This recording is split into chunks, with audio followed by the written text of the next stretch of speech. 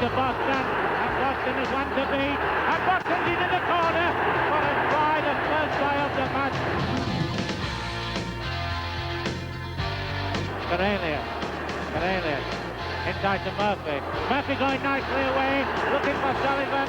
Sullivan takes it. Sullivan was going in the corner. Sullivan's into the corner, and it's a great down by Sullivan.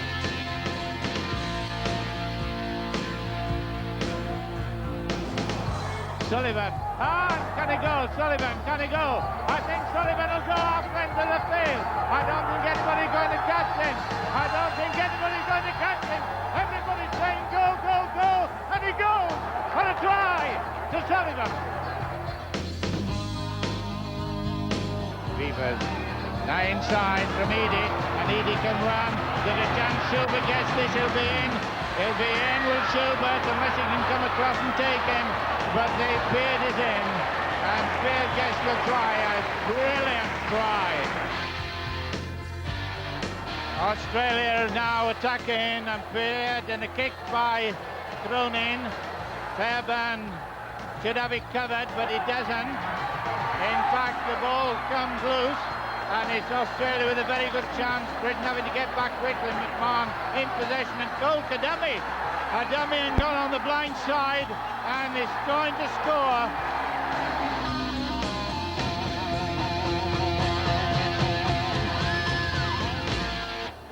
Walters, the good ball to Renouf. Renouf's into the corner. Oh, it's a try! A try for Australia!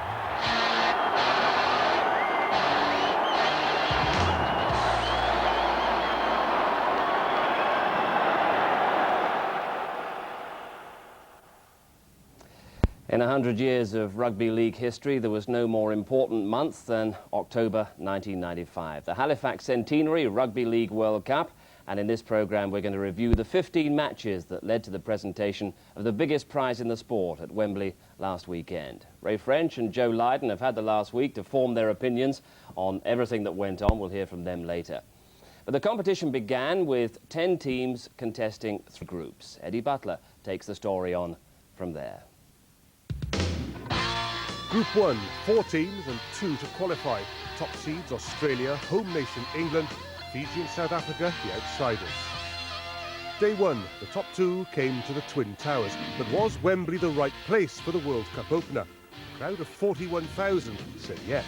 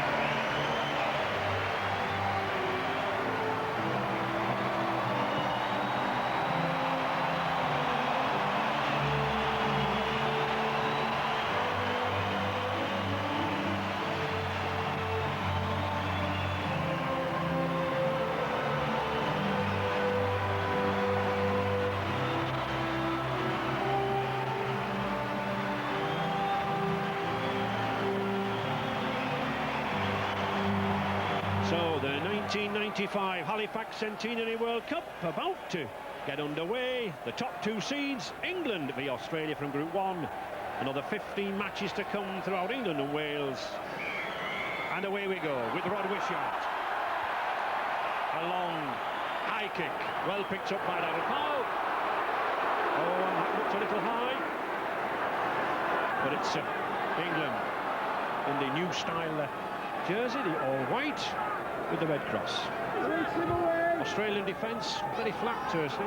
It is. I noticed before, they're probably a little bit rusty, Australia, because a lot of these players haven't played for a long time, and they certainly haven't played together. And they sound a little bit rusty whether they're supposed to be left side or right side. Oh, there's a chance here for Barry John Mather. Now then, long striding, 6'5", but that's a tremendous tackle.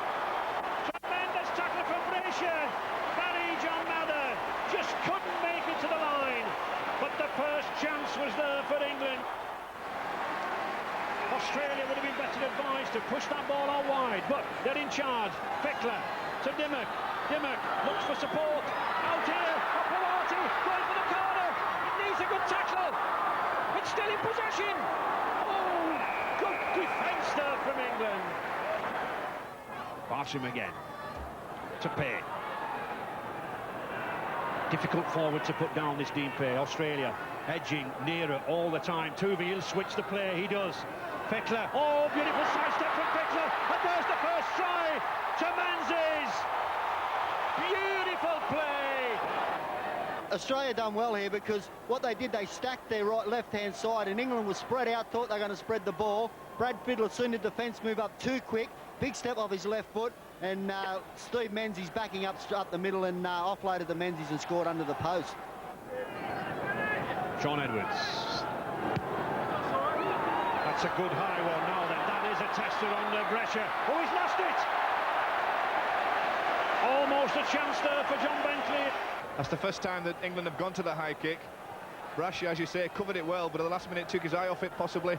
Spilled the ball. That could have been a try for England if it had gone to hand. This is a good time to get the football. It's only about 5 minutes to go before half-time, and they can put plenty of pressure on Australia here. Oh, Andy Farrell going for the line!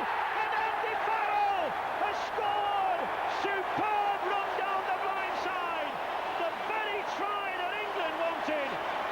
Excellent effort from Andy Farrell, justifying his place at loose forward, using his strength from the base of the scrum to get over the line. Paul Newlove, not been in the game too much. Ooh, almost in the game there. Just held there by Aussie centre Coyne. And there is the hooter. A good, solid, strong performance from England. 6-4 for Australia. 40 minutes to come. Plenty of action remaining. At least the rain has stopped. It won't trouble the players too much in the second half, and I don't think it's troubling these Fijian dancers too much either.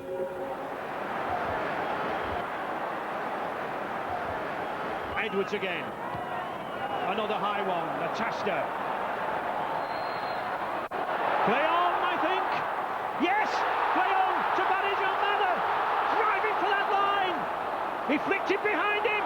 Going for the line. Jason Robinson. Oh, he can't get it down, surely. He's on his back. He was fighting frantically to turn himself over. I think he knows in his own mind that he just didn't get it down. Couple of tackles remaining in this sequence. Surely Edwards will want to move it wide. He does. To Cowell. He's got Newlove out here. Newlove has got Rudlinski.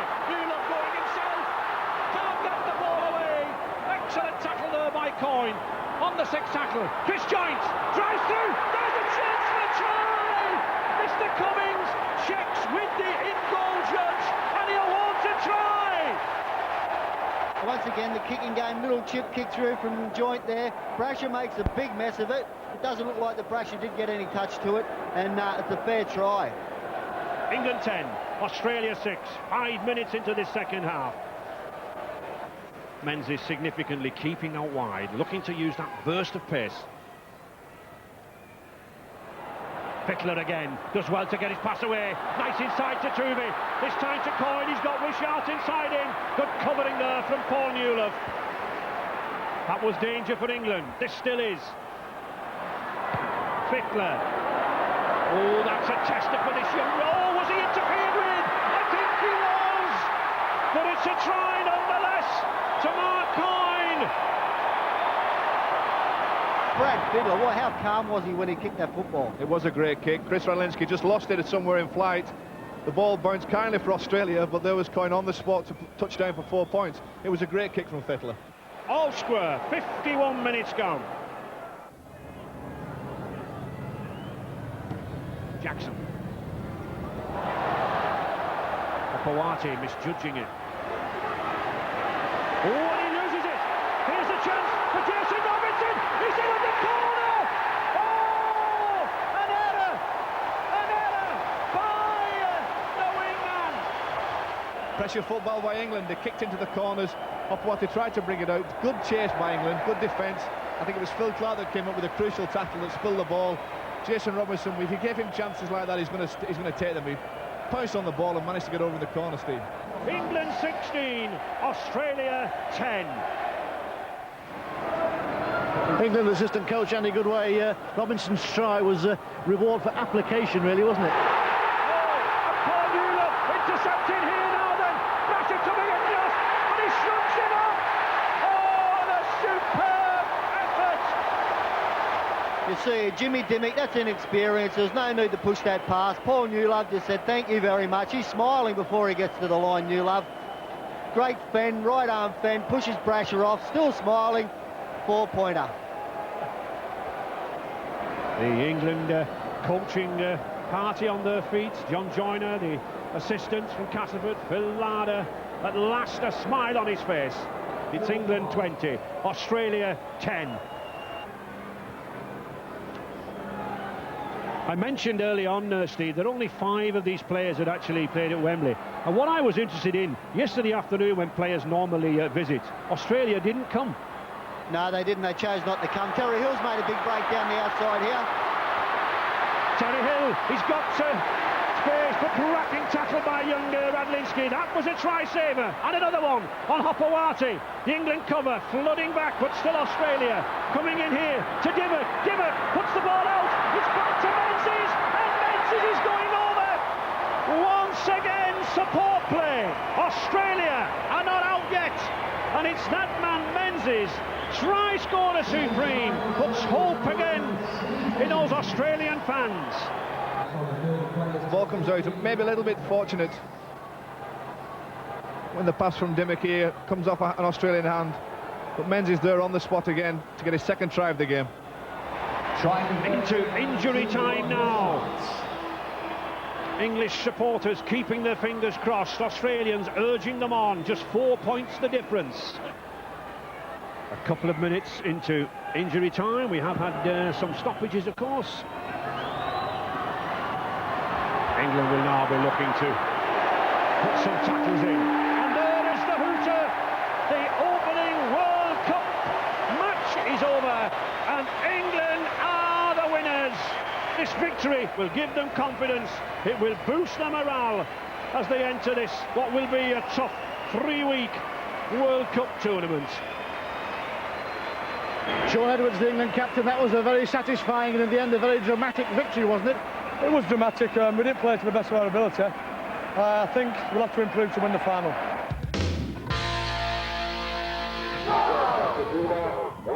The World Cup moved north. No Diana Ross here. The pre-match entertainment a little more challenging.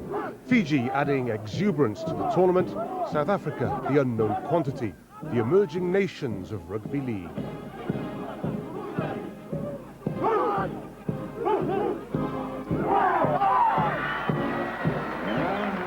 Good crowd assembling here at Cougar Park. Many hundreds waiting to come in to look at these two teams.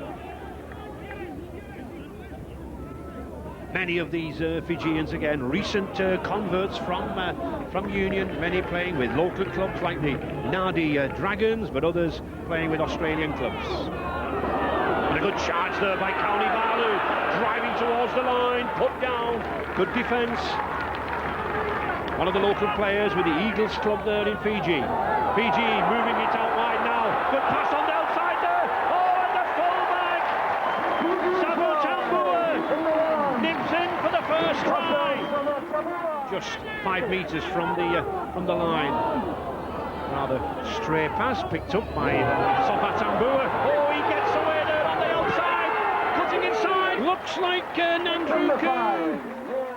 Still the pressure on the Batties. Ballot again. The Rhinos charging near, getting ever closer, looking for the first try. Alkmaar, little grubber kick, comes off. It was offside. Come Offside. up. Yeah, he was in front. 2 more points from Van Wyk, edging nearer are the Rhinos.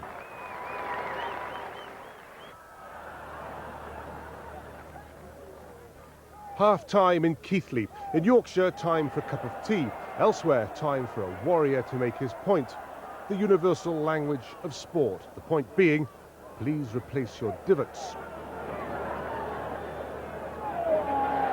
The other Fijians turning on the power in the second half, piling up their points.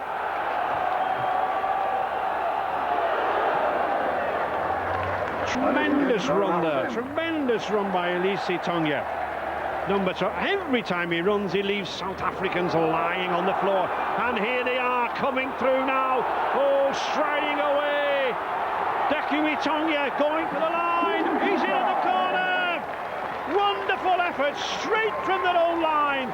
They're so fast, they are so strong, these Fijians.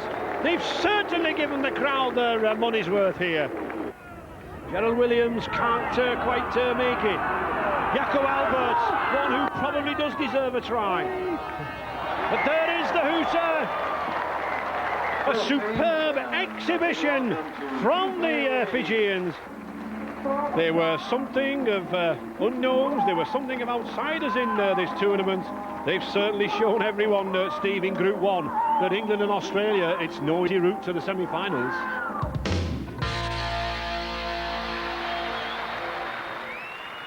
A record crowd for rugby league at Gateshead. A rare day for Paul Harragon, captaining Australia for the first time, despite a fracture of his cheek.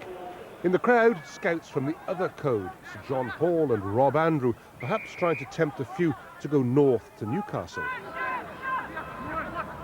Andrew Johns moving it well with brother Matthew. Oh, and that's superb down the far side there, Danny Moore. And it's Hopewati racing in for the second try.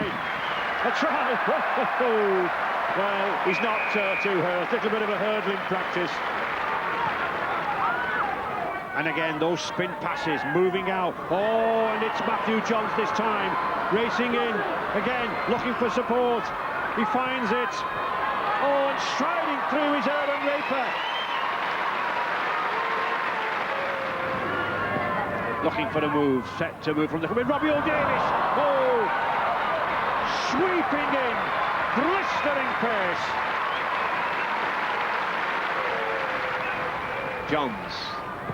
Johns again. Oh, and it's that. And McGregor striding through. Straight past. He's got support with him. Jim Dimmock going all the way. Johnson again there. But it's a try. The tap penalty. But Australia's defence is usually sound around the just look how close the difference there on the Australian line. How close the defenders are to the acting half-back position. 2 or 3 either side, no way through. South Africa have to push it wide. Oh, he was almost over. It's going. Oh, yes! He's over at the corner. Gideon Watts. Well, he has a black eye. He has a cut head.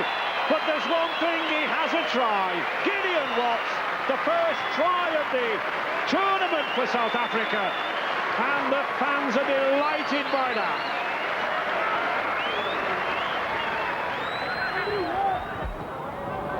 That was a beautiful pass there from Johns, flicked inside by O'Day. Oh, and picked out of nowhere by Moore. That was fingertip passing. And that score taking Australia way past their previous best, and Andrew Johns equals the world record of 11 goals. That's the man of the night, Andrew Johns, and a record score for Australia. 16 tries and 11 goals. It was my first test, and all through the day I was a bit nervous and apprehensive, but you know, it's good. You know, playing alongside my brother helped me out a lot, and you know, to South Africa's credit, they're a building, you know, football nation, and you know, they never gave all night, so it's a credit to them. And there's no reason why they can't be a a competitive team in 5 or 6 years.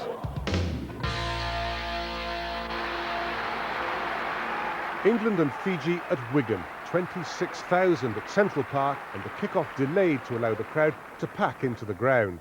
Shaun Edwards on the bench for England, rumours of an injured knee. Edwards just a spectator at what seemed like a pretty end-to-end game. Smith, short pass to Farrell. Oh, he's got Newland on this side. Oh, he shrugs off the ball. Joe Radlinski looks for confirmation from the in-goal judge, and he gets the first try.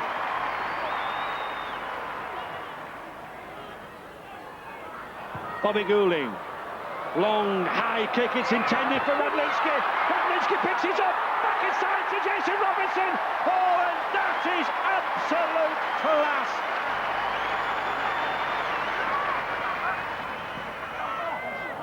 Switch to Tony Smith, good sidestep from Nick Casamoran. Jason Robinson saw that there was no way through, pushed it out wide here. Bobby Goulding, Paul Newland going for that line. He's got support here, he's got John Bentley. And John Bentley, he's in for the try at the corner.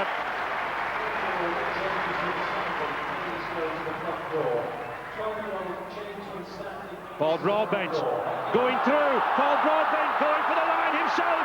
Oh, that's a tremendous run. Tremendous run.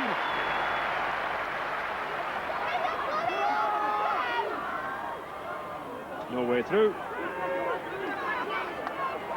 He's determined to have a go at a try.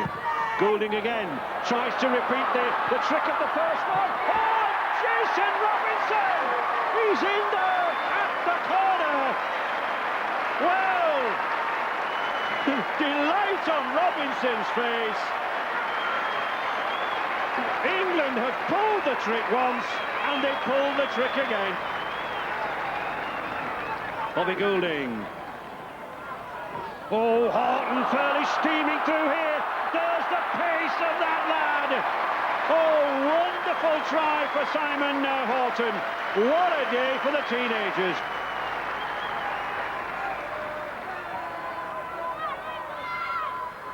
Good run by Smith. In there for a try.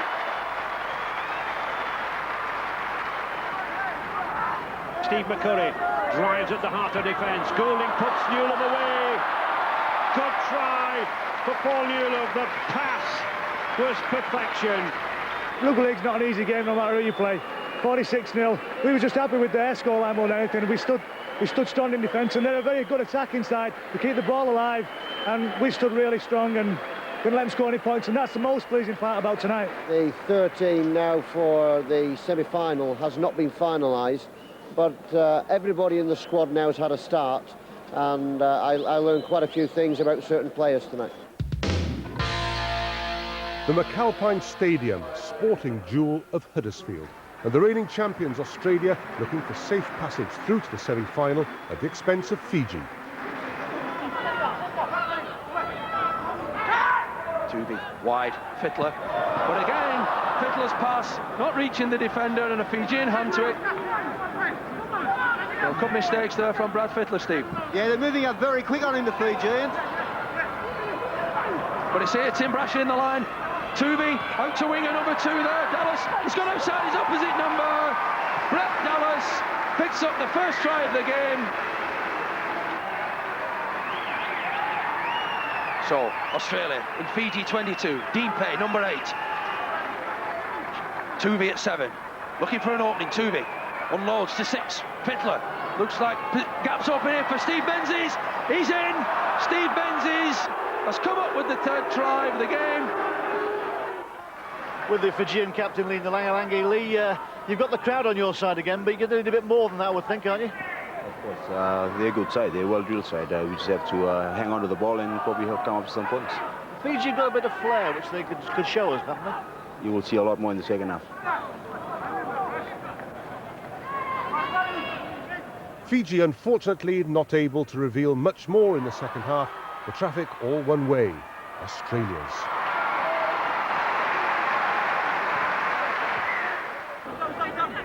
So Tuvey on the 22 to Fittler. Dummies inside, drops it inside eventually. Oh, splendid combination there to Gary Larson. That was a set ploy.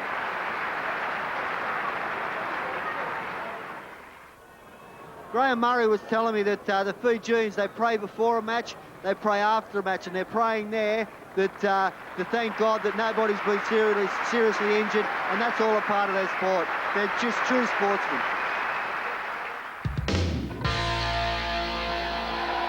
The last match in Group 1 at Headingley leads England and South Africa.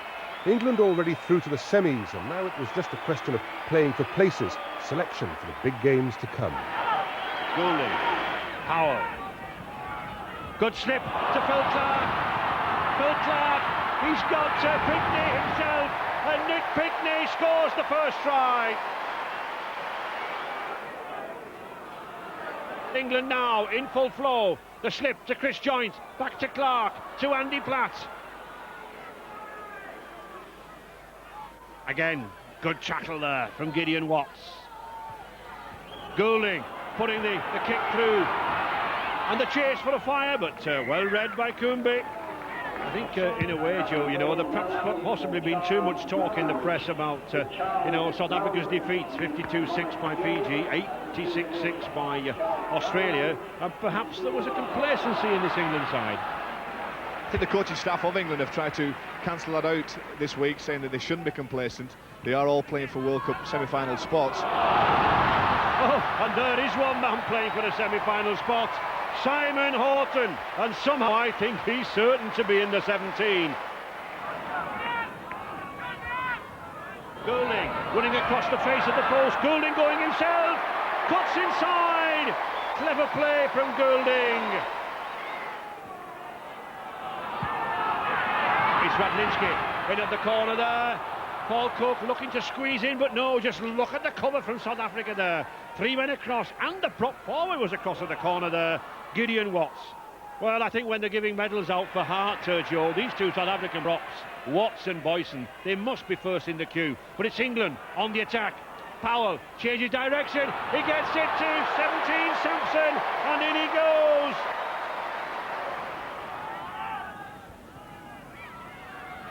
Powell, that's a good pass to Barry John Mather now then. Mather, he's got the length of the field to go. He's 6'5", he's got Martin Offiah with him. Offiah going for the corner, but Kumbi gets him.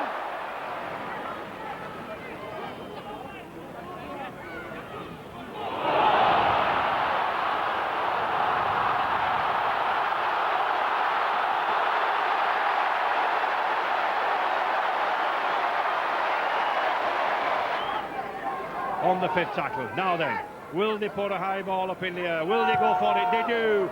Surely a last chance. Van Wyk puts it up. Radlinski's underneath it. Oh, he takes it perfectly, and he comes racing down the middle. Tremendous play by Radlinski, but it's all over. England have won 46 points to 0. Yes, and the South Africans taking the applause as well that they might. They've worked hard in all of the 3 matches, and I'm sure by the time the next one comes around we'll hear a lot more of South Africa. Try to get out of this World Cup with honour, and I think the guys succeeded very well in that. We weren't going to let them get a big score, and I think all that we had to go for here was our honour, and I think we came out very well. Honour for South Africa, but no points. England top of Group 1, unbeaten in 3 games. Australia, as expected, the other team through. Group 2, the Pacific Island group, 1 to qualify from New Zealand, Papua New Guinea and Tonga.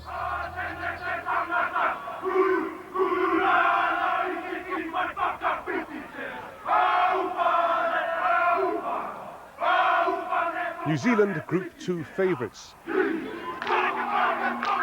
And Tonga, supposedly depleted by losing Jim Dimmock and John Hopoate to Australia.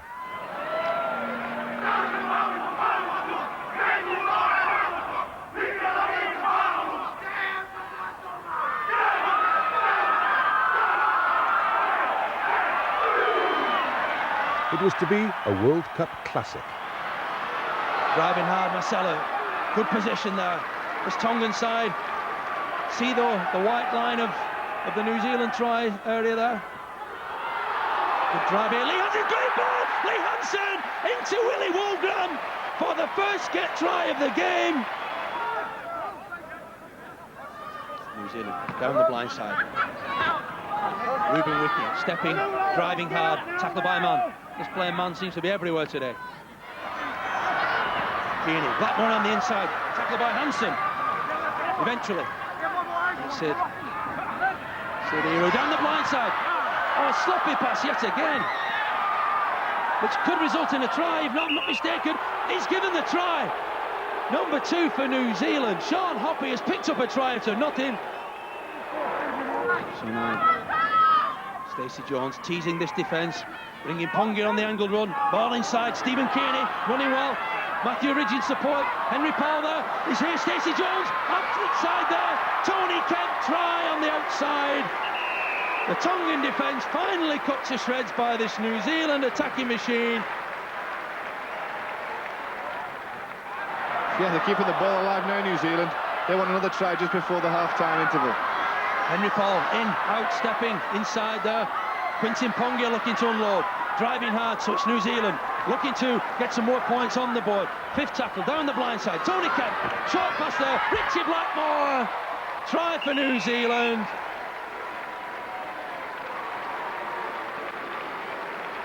Fifth tackle, Tony Iro, probing the defence, inside to Barnett, inside there to number 4, Rupert Wiki. He's given a try. He's given double movement.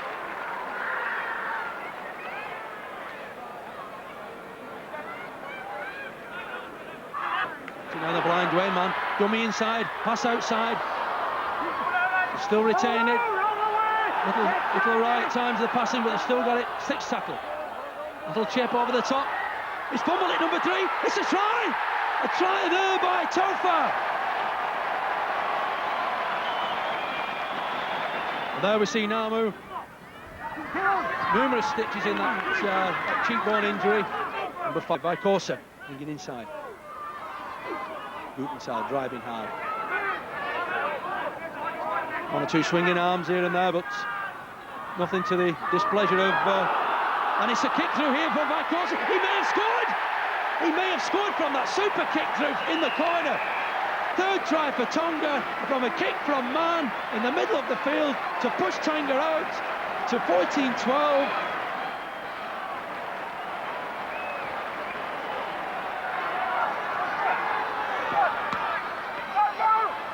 Number 2, Sean Hoppe, giving his forwards a break, driving away. 61 minutes gone, Joe. Yeah, that was good work from Hoppe there to help relieve the forwards' pressure and just take the ball away. Made good yards out of his own half. And his substitute, Finau, is picking up his loose pass. Finau into the corner. Finau for Tonga. We may have a major upset on our hands here with Tonga, the underdogs from the South Pacific, taking on mighty New Zealand and currently leading 20 points to 12.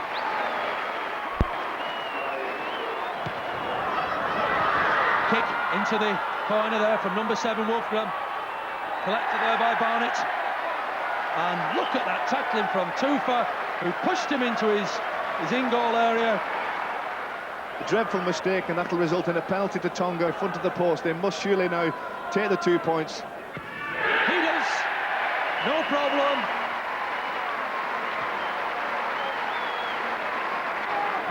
So New Zealand, can they get some more points on it? Stacey Jones. Across the field, Namu. Kearney stepping off his left foot. Namu again, into number 2. Sean Hoppe, probing, weaving on the 22 metres. New Zealand chasing the game here now. Stacey Jones up the blind side, throws one out the back door, collected by Namu. Henry Paul in possession. Pass to Matthew Ridge on the break. Matthew Ridge, Rito Cassini scored!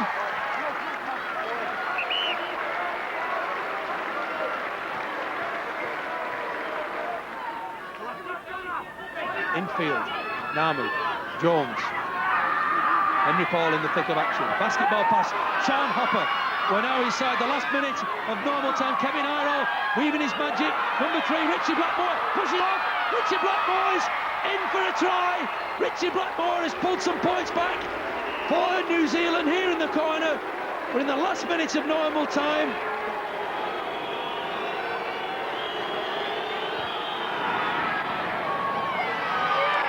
And Matthew Ridge, the pressure kicker supreme, has kicked the conversion to make it 24-all.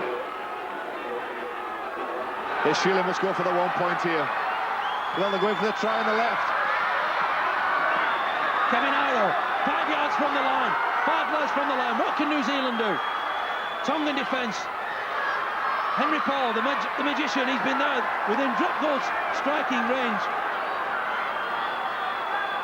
I would guess Ridge saw one of those plays. Matthew Ridge forced him off. Plenty of time. He scored the drop goal.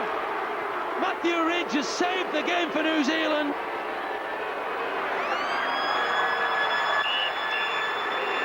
All the Tongan players, Terry, have done themselves and their country proud tonight. They've played some excellent football. They've come here new to the world stage and played excellent. Yeah, you've certainly made some friends here tonight. Well, yeah, and you know, I guess the people back home in the Kingdom of Tonga and the people that are over here with us are extremely proud of the team performance. It was a good team performance, right from the coaching staff to the people of St Helens, from Mike McLennan's group who have helped us. So, you know, once again, a big thank you to all those people.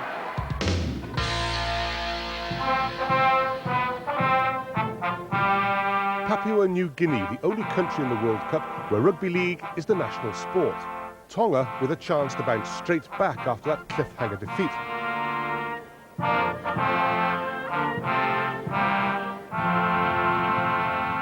And how? No hangover here apparently. Tonga 20-0 in the lead, but then in the second half, the Star took a headache. Here we go. Can Papua New Guinea get some points on the board? Bring this game alive once again. Number 9, down the blind side, Elias Pio. Done that a couple of times and he's teasing this defence, Joe. Well, on 2 occasions now, they've gone for the line on the short side, but no support there. It's Kororo who took the ball down the right-hand side. Now they look to open it out wide. Lamb, half-back partnership, bringing the centres into play. Good strong run here from number 4. Number 4, O'Connor, inside to Lamb. Just what Papua New Guinea needed. Adrian Lamb, the captain, has brought his side back into the game with a splendid try. Little switch move. Number 8, Evai, tried to unload, lost it, then regained it. The referees kept with play, no mistake there. Lamb across the field there. Papua New Guinea, gap a mile wide there. Number 1 there, Buko coming in. Gaps appearing in this Tonga defence. Can Papua New Guinea score? Number 6 there, Jean. No. 5th tackle coming up. Can Papua New Guinea get some more points? Number 9 there. Pio, he's scored. Pio scored underneath the post. Elias Pio making it Tonga 20, Papua New Guinea 10. What can Papua New Guinea do to get some more points on the board? Number 12, Nanda Yer, driving onto this near side. Tackled by Tonga. Number 16 there on for PNG. Marcus Bai. And a very lively run to accompany his first touch of the ball. Going across field here. We're straightening up here by David Buko. On the inside, he's in for a try. David Buko shot through the Tongan defence for a splendid try.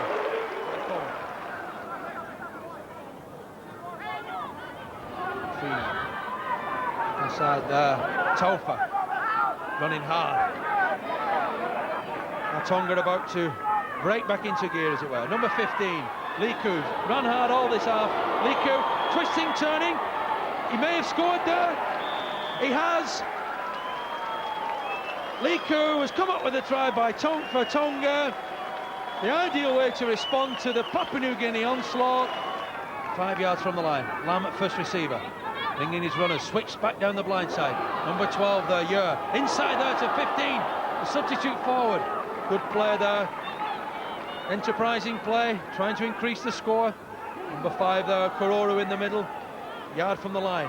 Are we going to see Pio trying to just look once more? No, across to Lamb. Little grubber kick through. And a try by number 6 there, Stanley Jean, linking well with his half-back partner Lamb. Dwayne Mann, acting half. Wolfgram. Switch back inside. George Mann steps. Tackled by the first defender, but releases. Dwayne Mann. Bomb into the sky. Misfield there. Finally, coming up, number 2. Taufa. Has he scored? And the referee given it? He has. It was the full-back Buku that let it bounce off his shoulder. The ball comes out to Amon, and there the number 2 for Tonga. Taufu goes over the line to score the try that could seal this game for Tonga. 6 points would equalise this game and conclude things. Adrian Lamb on the inside there to substitute. Number 15 for Papua New Guinea. Solbas has come up with a try underneath the post. So, can Pio level the scores in injury time for Papua New Guinea?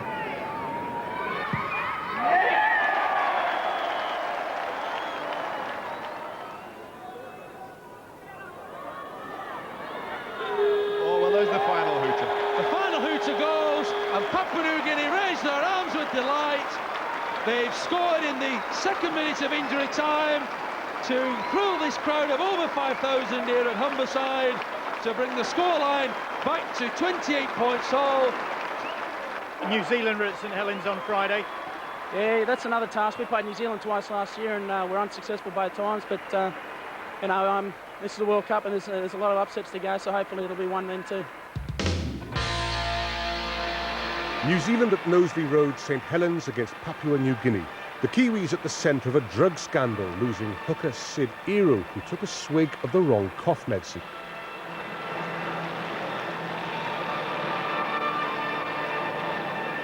In the place of the suspended Ero for the Group 2 decider, in came ex-captain Gary Freeman at hooker.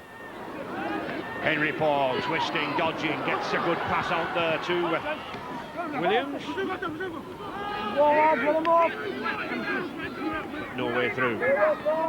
Looking for the high kick from Freeman. It's a good one. It's testing Buko. Oh, Matthew Ridge has caught it. And Matthew Ridge has scored. Oh, superb steal there from the Kiwi full-back and captain. New Zealand just inside the Kumul's 20-metre area. But good, solid defence there from the Kumul, swinging it wide now. Across to Stacey Jones. Jones, good pass over there. Oh, and it's Blackmore racing in. Good play in midfield. Good play in midfield. And he certainly drives to these forwards. And it's Gary Freeman again. In a little bother. I think Gary Freeman used the knee initially and then using the elbow.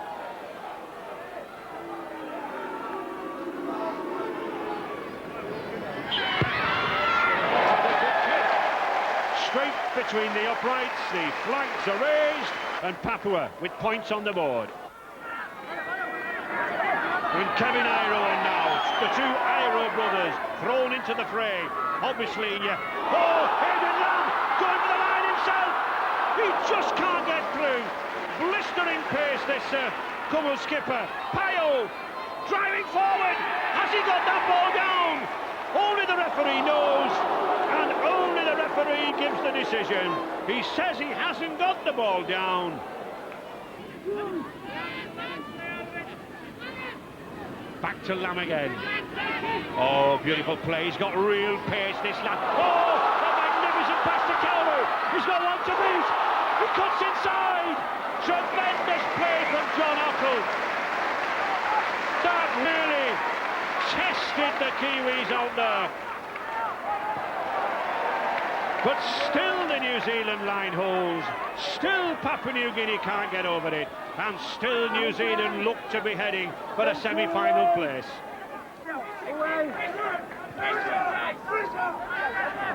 Lamb. That's a good pass from the substitute there. Solberg. Tremendous handling skills here now. Oh, it's Marcus Bai. He's going for the line. Oh, and he's in.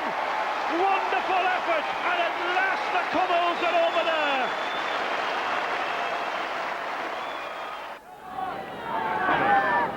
Mr. Cummings getting them the full 10 metres back. Jones again. Paul, little switch round. Oh, he sends the big centre.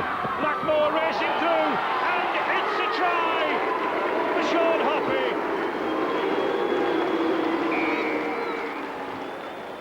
The Papua New Guineans there just having a team photograph. Adrian Lamb in the middle. They'll treasure this photograph in years to come.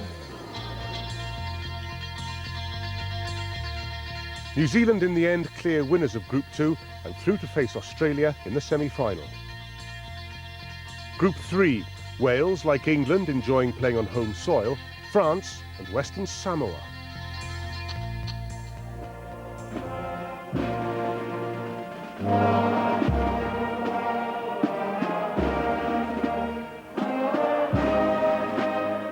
Wales huddling at Ninian Park, Cardiff, in front of another record crowd for Rugby League, the reigning champions of Europe in their own backyard, to take on France.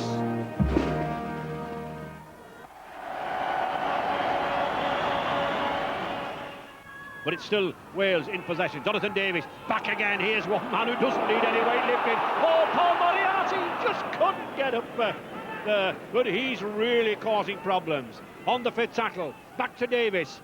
Good ball to Harris. Alan Bateman's got Sullivan. He's in at the corner. Oh, that was crisp passing. That was slick by the Welsh three-quarter line. To Valero. Picked up superbly by Alan Bateman. Ever alert there. Davies going out in half-back position. Gets a good pass to Harris. To Sullivan. Sullivan going for the wing, but he's saying, oh, beautiful change of pace. Superb change of pace by the St Helens wingman. Back to Harris. Harris coming more and more now. More adventures from that full-back position. To Martin Hall. Hall finds Ellis again. Good long pass to Devereux. Davies is out wide. Davies, the ball to Anthony Sullivan. And Sullivan's in for his hat-trick. Wonderful rugby again. There is Cunningham and Roland Phillips, the big Workington Town prop.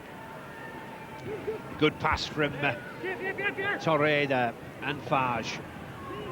Jonathan Davies hurt himself. Oh, good run by Shamaran, he's got support. And it's a good try to Torre. That was good running. We stressed that these Frenchmen have the class, the footballing ability. Wales with a pair of problems. An injury to Jonathan Davies, the standoff injured, making this tackle. And there was a debate over the number of replacements Wales had used. It all ended happily enough, no penalty for overdoing the substitutes, and Davies fit for the next match, and further tries from Iestyn Harris and John Devereux, seeing them safely through.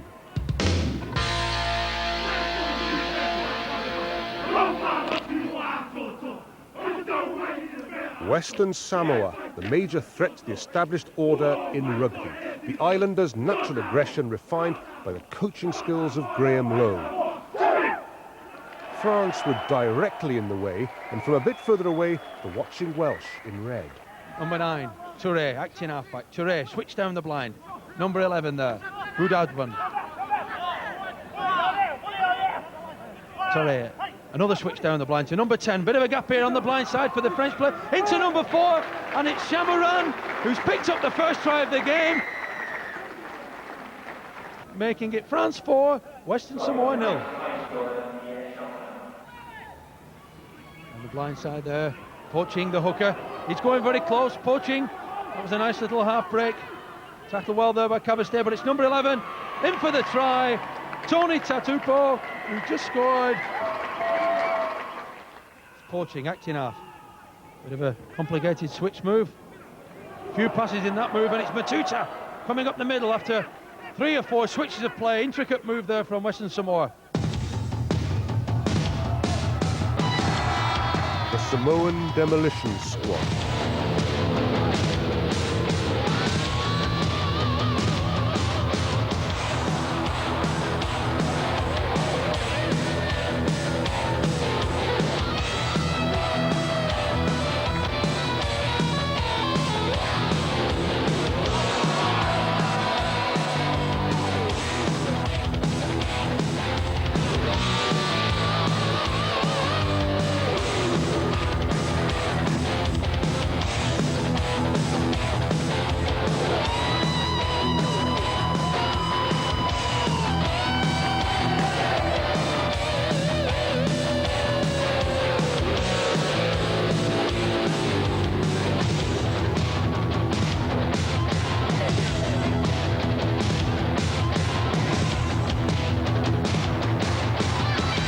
France swept aside. Food for thought for the men in red. Glad that we finished what we've come here to do in our first game, and whilst obviously it will be the big game that we're looking forward to, the fact that they beat France so comfortably the other night, it sets it up for a great finale for the pools game.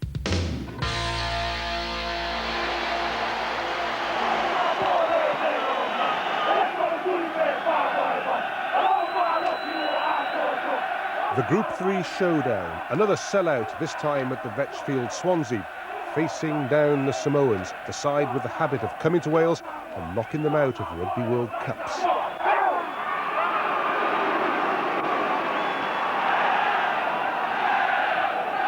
Ellis to Davis.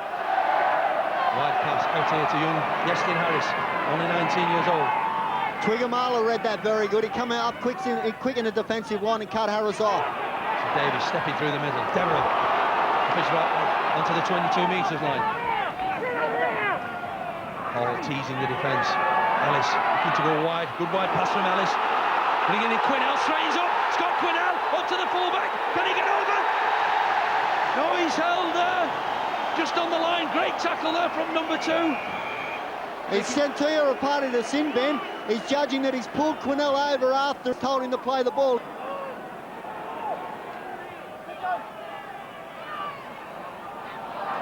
Harris has gone through for a splendid try. 6 minutes into this game.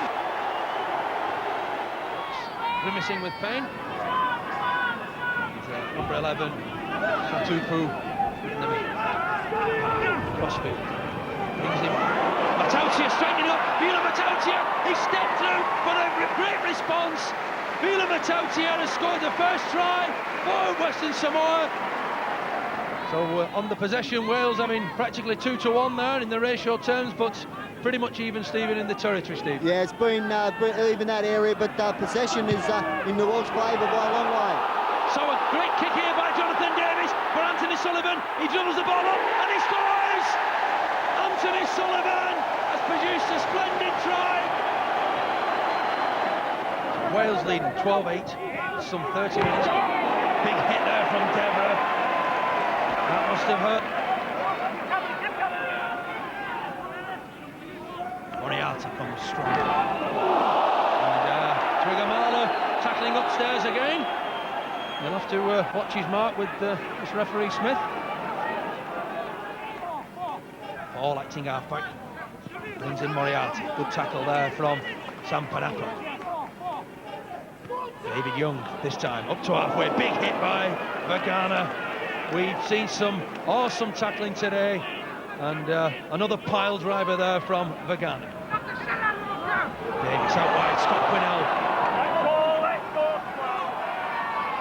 Crossfield. Moriarty slips on the greasy surface. So on the 5th tackle now. Davis trying a drop goal. Trying the drop goal, Jonathan Davis. Successful. Good possession play here from Samoa. Perellini in the action. Good drive.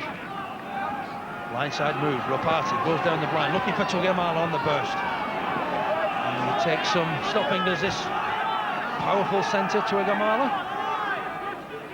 So Panapa, what can he weave some magic? Sam Panapa to Willie Poaching there. Almost over.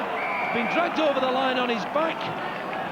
Bit of magic from Sam Panapa and the supporting Poaching, but no try.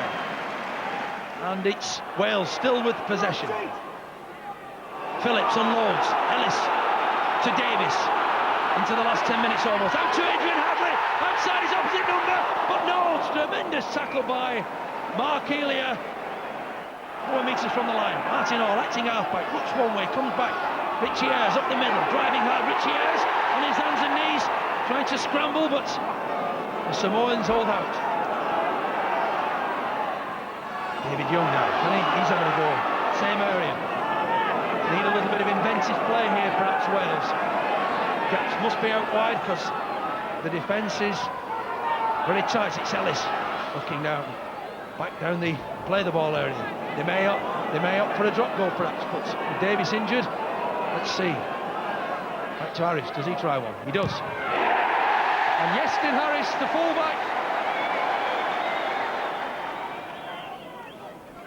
Lethargic attack here. But the Samoans throwing the ball around. Ham's come up with Roland Phillips. Roland Phillips inside to Kevin Ellis. Kevin Ellis has sealed matters here at the bench. Another mistake by Western Samoa. So Wales secured this game and will now go forward to play England in the semi. And there goes the final hooter. Roland Phillips, the Welsh players rejoice. They've won through to the semi-finals in front of a fanatical crowd here at the Vexfield. I think the boys just got too over anxious in the first half of the game and gave away silly penalties and silly mistakes that, to Wales' credit, made the most of it. They took full advantage of them. A disconsolate Graham Law, but a massive crowd here rejoice with their players. Arms raised, applaud their heroes. Splendid display from this Welsh team. Wales on top of gruelling Group 3 are now preparing to leave home to face England in the semi-final. So the World Cup competition down to the last 4. No great surprises in the 4 that went through. But Ray French, who impressed you most of all among those that went out? Well, I think the Pacific Islanders, they brought a sense of adventure and excitement. They love to run, they love to handle the ball, they can tackle. They're naturals for rugby league, and we must invest in them, Steve. We must give them a future. And Joe Lydon, in terms of Western Samoa, enormous physical potential, powerful side, aren't they? Yeah, again, both Western Samoa and Tonga really epitomise what the new era of rugby league's all about, and they played an uncompromising, exciting brand of football. And Tonga really was so unlucky not to progress to the semi-finals. It would have been a major shock for the tournament, but they could have so easily pipped New Zealand in that semi-final berth. Absolutely. Some thoughts that South Africa didn't really belong at this level, Ray, but what did they get out of the competition, do you think? Well, they are the new boys. They showed a lot of pride and a lot of commitment. You know, there was a feeling there of possible humiliation in that last match against England, but no, they stood up.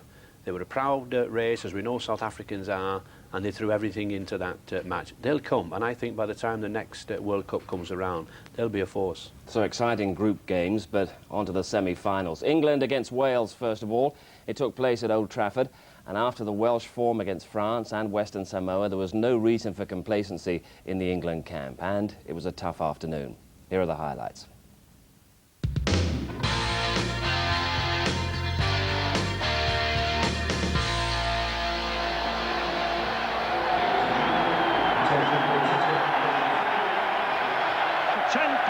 Fans from Wales trekked north to give Wales a tremendous welcome.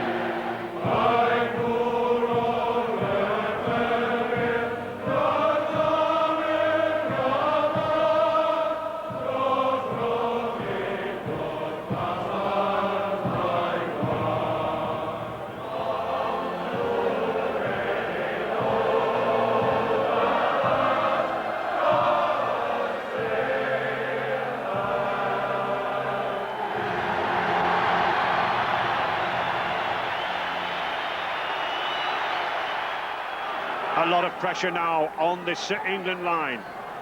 Davis again to put the kick. Ooh, it's almost out of the stadium. Well taken by Farrell. Accepted the responsibility. And Robinson trying to cut away again. He weaves, he dances, he dodges. He beats man after man. Tremendous run out of defence there by Jason Robinson. The crowd getting behind England. Carl Harrison can't get the ball away. He does to Pinkney. Good display here. Yes, England had a good set of 6 on the previous tackles, but then a bad kick failed to relieve the pressure. This time they've managed to get it to Wales half, and I think we'll see the kick now. Farrell on this near side. He's got Clark. Can he get the ball across? Picked up by Farrell again. Back inside to Newland. Newland passing for the corner. Paul Newland crashes over there. Superb effort from England. But it's Wales replying. Paul Moriarty. Offside. Tony Smith in an offside position. And after weathering the storm on the line, 2 points here from Davis would lift morale. Davis then looking for his second goal, and he finds it.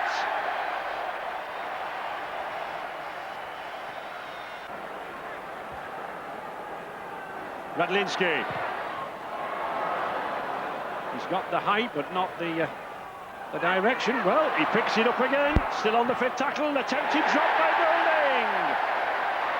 And it is there. Bobby Goulding. Quick drop goal. And that edges England out further.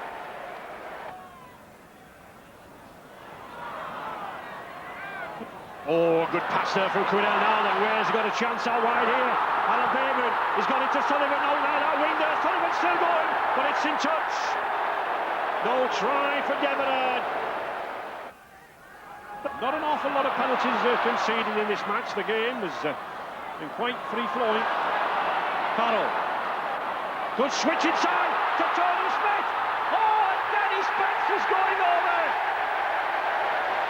Superb effort. That's what you call second-row support play.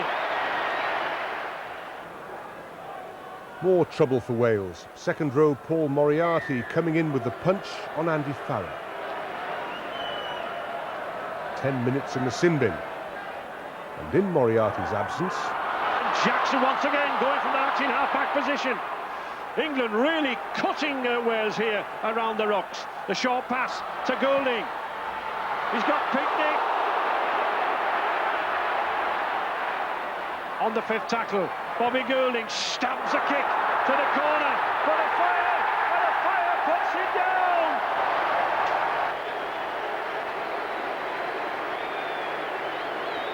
Mike Griffiths and Mike Nicholas there wondering, he's checking his watch, just what they can do to break down this English defence. This England pack troubling Wales. Bobby Goulding again putting that kick for a fire. The fire's there! Oh, the fire's got that ball again! I think he bounces this one down. Let's see, he does. That is not a try. Mr. Hawley had nothing to say. And it counts as 4 points. No way forward. Back to Ellis again. Davis in midfield with a little space. Got Ellis with him. Roland Phillips. Can he get the ball away? No, he can't. Good tackle from Roland Phillips. Plays the ball himself. Phillips, go to the corner! Oh, yes! And at last, Wales strike back.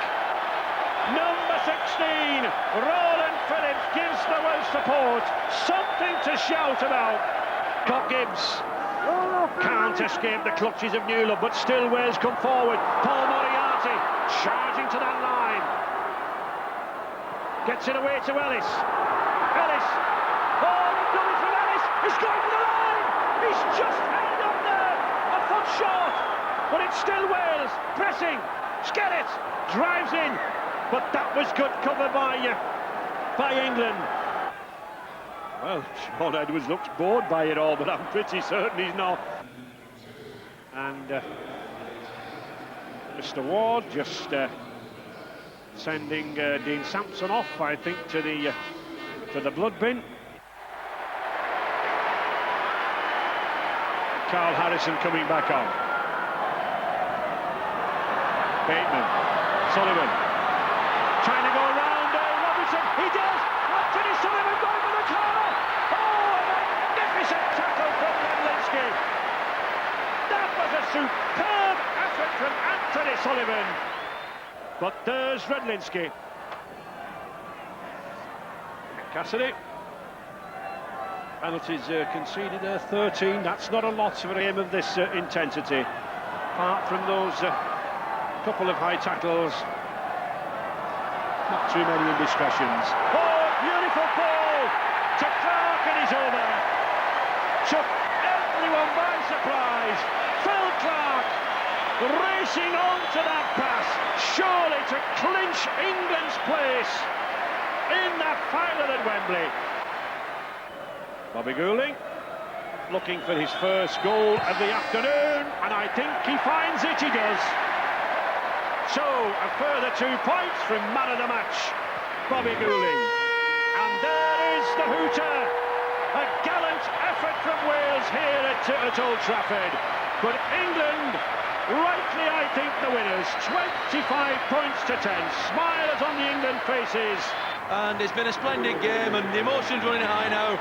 But it's been a fantastic game, and England deserve to go through on merit.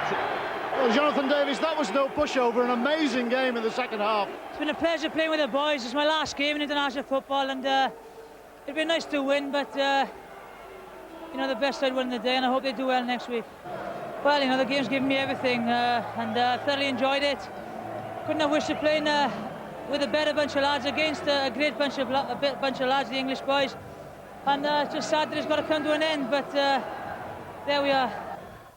Well, obviously, after absorbing that disappointment, things have moved quickly for Jonathan Davies. His return to rugby union was confirmed this week, and in barely 50 minutes' time, he plays his first game for Cardiff at home to Aberavon in front of a capacity crowd, and also the live cameras of BBC Wales, who will screen the match straight after this programme. The rest of the country will see highlights in Rugby Special. But Joe Lydon, what has Jonathan proved in rugby league after the last few seasons? He's proved an awful lot. Initially when he arrived, he had his critics saying that he would never be big enough for the game of rugby league. Jonathan worked very, very hard and let his skills and talents answer those criticisms. I'm sure everybody that's watched him play and played against him alongside him has admired the way he's played the game. He's given an awful lot, but I think he'll admit himself that he's learned an awful lot.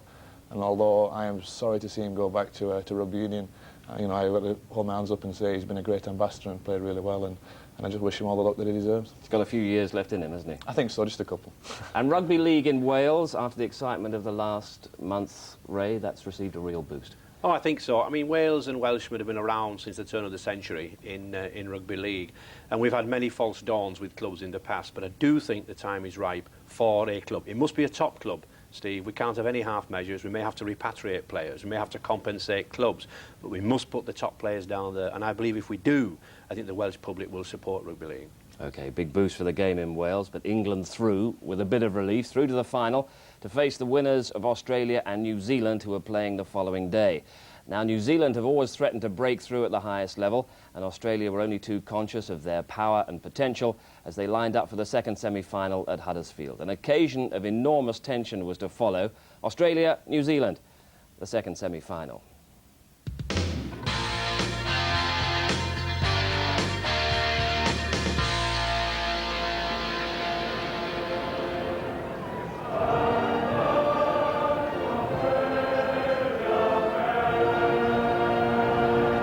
From Wales v England on a Saturday to a Sunday, and near neighbours from the south.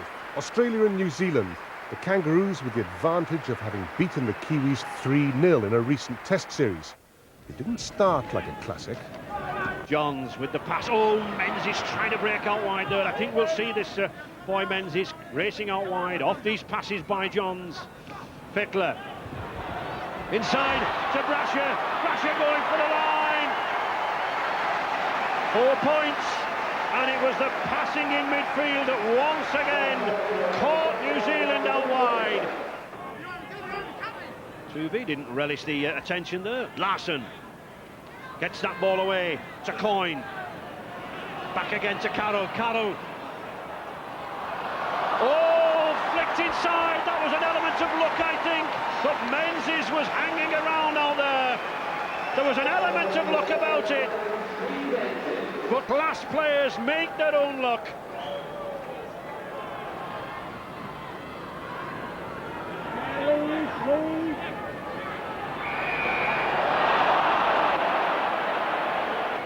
Problems there.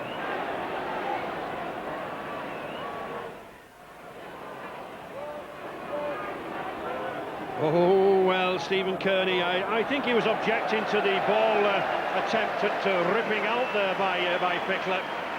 Certainly the Australian was interfering. Matthew Ridge just composing himself.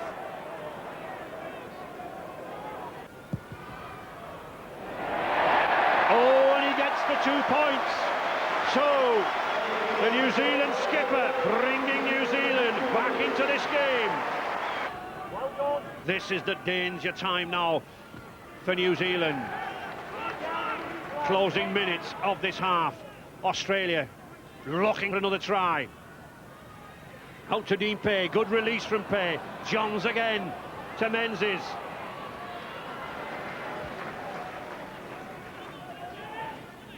Tuvey plays it down the same side. Coyne dummies his way through. We said this was the danger period. This is when Australia like to strike. Australia easing their way out of that 20-metre area. Oh, good passing there again, and it's Menzies on hand. Now then, just look at this boy go. It's a race to the line. Matthew Ridge is going for him. Hoppy is there, but he's going to go over. Sensational try from this boy, Steve Menzies. Bobby Fulton using his substitutes well. Mark Carroll's had a good hour. Kevin Iro trying to burst through, looking for support. Kearney, that's a good pass to Tony Iro. He's got Henry Paul there. Oh, beautiful pass from Henry Paul. Kearney inside to Pongia. Back again to Tony Iro. This is good stuff from New Zealand. Oh, just a support player short, but the Kiwis on the attack.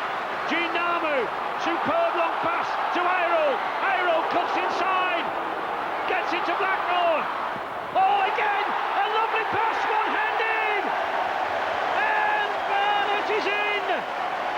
That was style, that was class, that was good handling from the Kangaroos. And at last they break the cover down. Namu, Pongia, offside.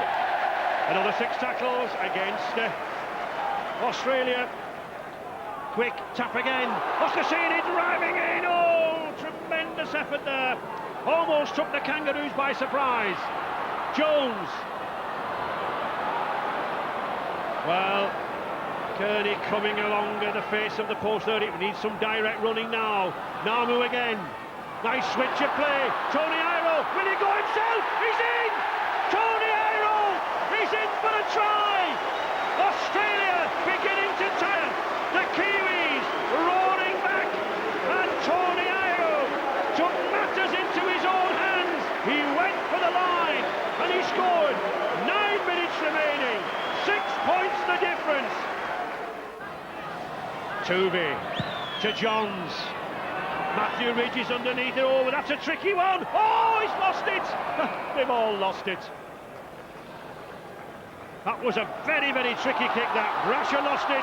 New Zealand lost it. Oh, and quickly played by Henry Paul. Surely he was interfered with, and that will be a sin bin, I'm certain. Yes, he's going. Terry Hill into the sin bin. So, 3 minutes remaining. Australia down to 12 men.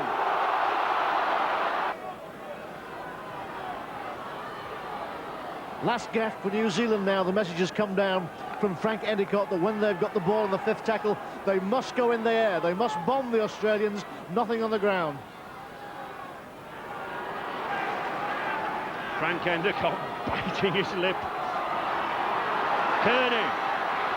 Kevin Iro. He's got Blackmore alongside him. Just can't get through. Good cover tackle by Dean Pay. Bobby Fulton, not been in this situation for a long time. Henry Paul again gets a good pass out to Matthew Ridge.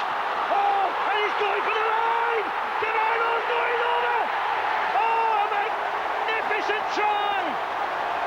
New Zealand have come back, and it's Kevin Iro. The crowd going absolutely wild here. Tremendous effort from New Zealand in this final quarter. And the kick from the touchline from Matthew Ridge, one of the best kickers in World Rugby, possibly to take New Zealand into the Halifax World Cup final. The pressure on the skipper.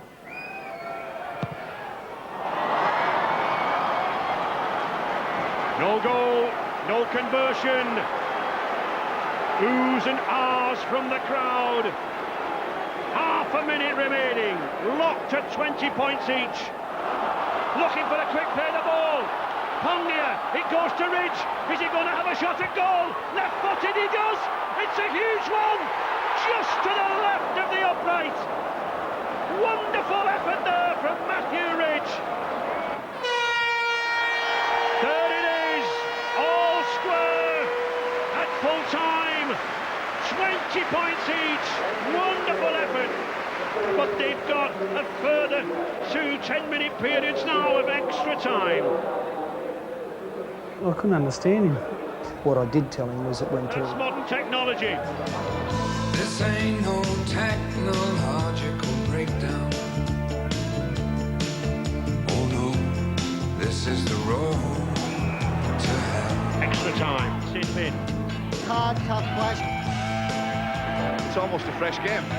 Cramp. Must be exhausted. Australia have struck again. This will be a test of all 26. Fittler. And that's the try that could take Australia to the World Cup final.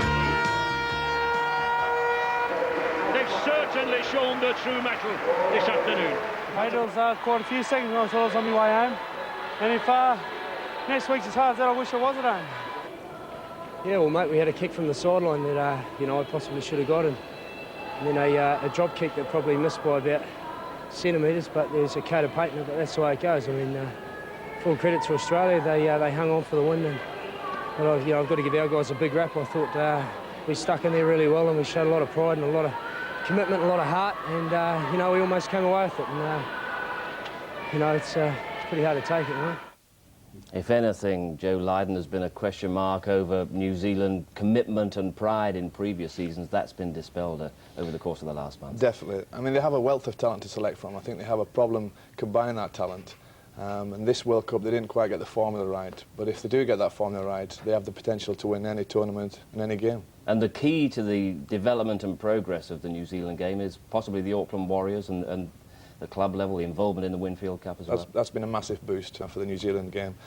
They have the profile now, they're in the Australian Winfield Cup and they compete at the top level. Not only does it draw the crowds in, but it also brings the juniors through, and as I say, it's great for the game. Well, they came desperately close to the final, but just before reviewing that final, let's turn our attention to the competition that was running parallel to the World Cup, the Emerging Nations competition, which was underlining the international growth of rugby league. 7 teams took part: Russia, Scotland, the USA, Moldova, Morocco, but the final would be between Ireland and the Cook Islands, and it took place on a rather bad night weather-wise at Gig Lane, Bury, but raised certainly a fair bit of Pacific passion on show. There was. It took the Cook Islanders some time to get used to the very bad weather. It really did pour down, but they brought, as you can see, commission and passion to the game. Good handlers, good runners, every one of them from 1 to 13. They really enjoy running with this football team.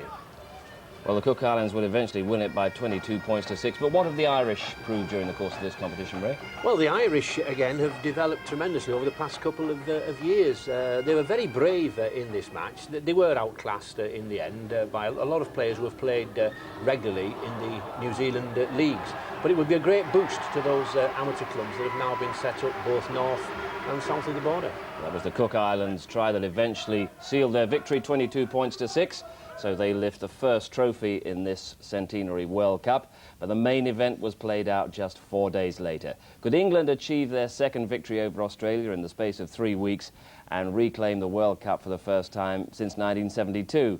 Well, in front of a 65,000 crowd at Wembley, the Halifax Centenary Rugby League World Cup final, England taking on the holders Australia. And after the pre-match entertainment, will the status quo survive?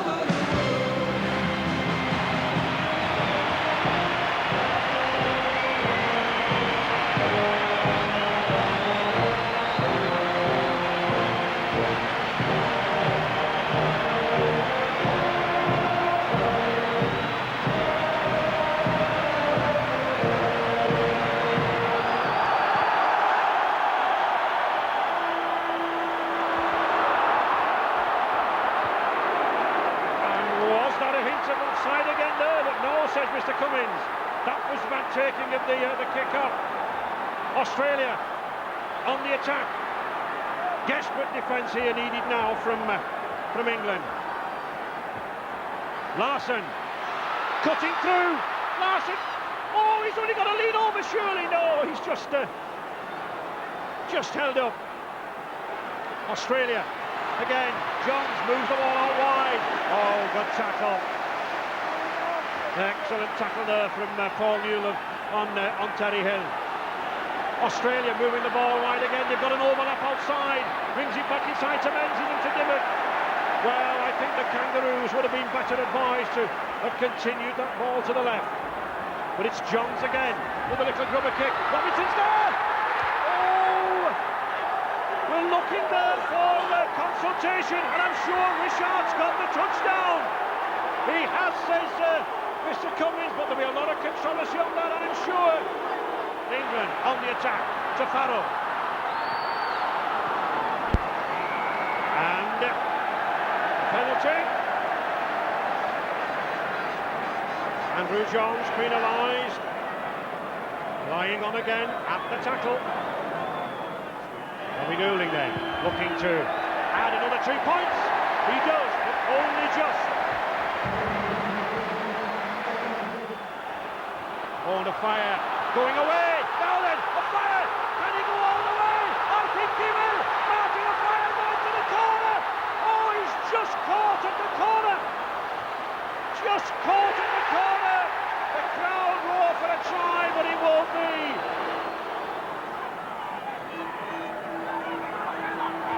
Mark Carroll. Another penalty, I think this time against England, but it was foul play spotted.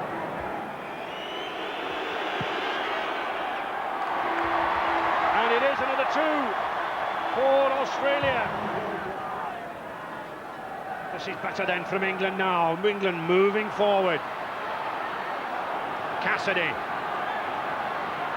Switching play with Clark. Clark, oh, almost getting through. Just an ankle tap. But 15 metres from the Australian line. Bobby Goulding opening it wide to Dennis Betts. Betts to Tony Smith. He's got plenty of pace of this Castleford standoff. Newlove drives for the line himself, and Paul Newlove, he takes matters into his hands. The big, powerful Bradford Northern centre.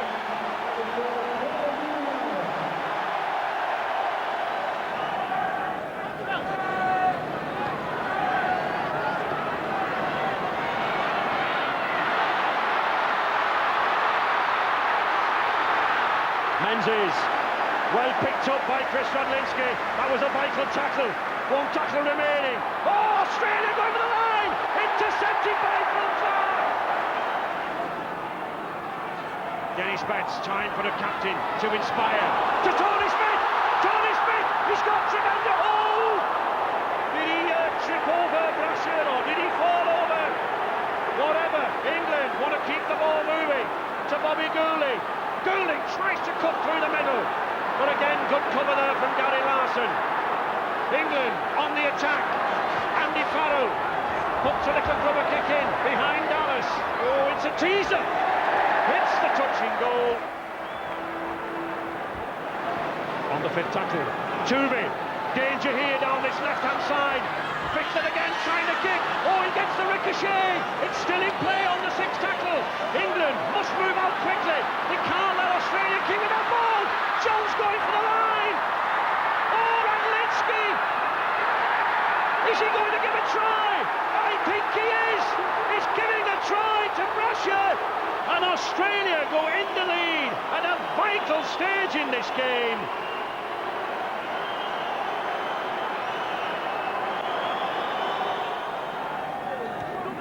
Platt, good pass from Platt.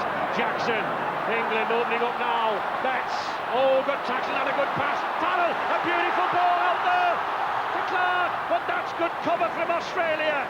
Superb rugby from England, and Australia there. Professional foul. No wonder England are annoyed at that, and that surely must be a sin bin offence. Terry Hill, a good tackle. Tony Smith. Jackson.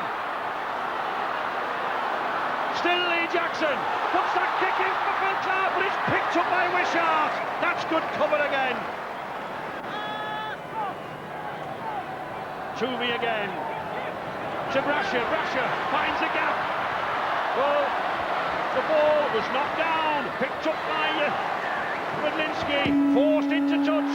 There is the hooter. England, sadly for them, is a lost cause. Menzies, Wishart, Coyne and Brasher congratulate each other. It was that Brasher try that was the killer at the end. England have pushed hard during this World Cup, but still lacked the killer instinct to take the crown off these champions. We tried our best. We did what we had. We probably didn't do what we had to do on the day, but when you're talking about rugby league match, not everything comes together for you.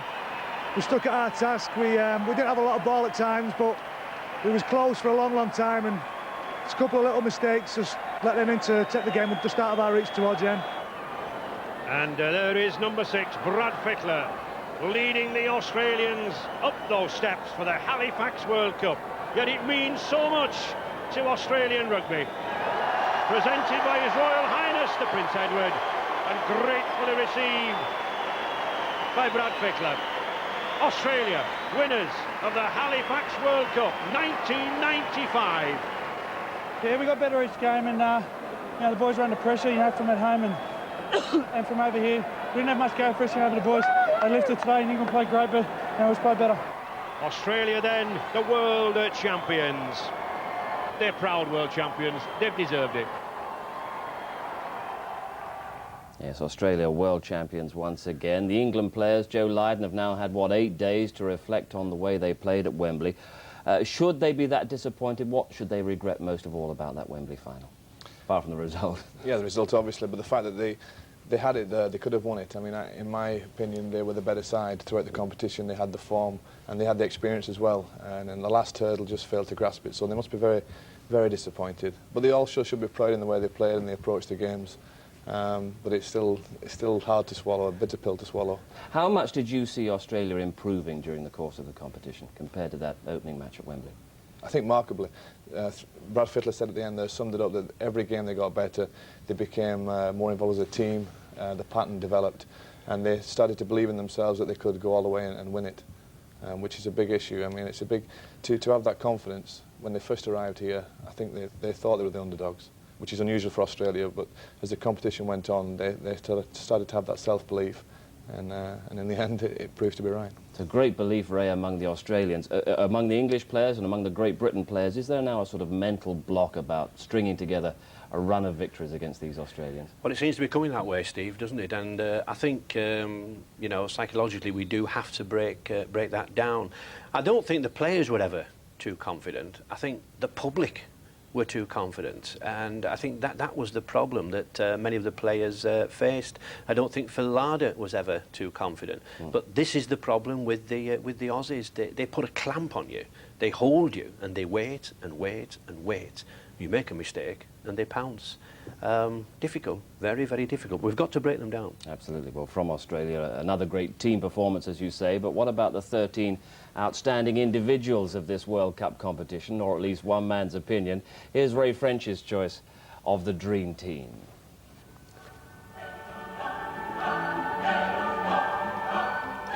Iestyn Harris from Wales, a talented teenager, yet like the best of players, able to ride a tackle. England's Jason Robinson here, always hungry for tries. Just notice how low he goes and at the corner. Blackmore, New Zealand's major strike force, a power in the middle for the Kiwis. And Paul Newell of my other centre, not just a powerful player, but pace, deceptive here.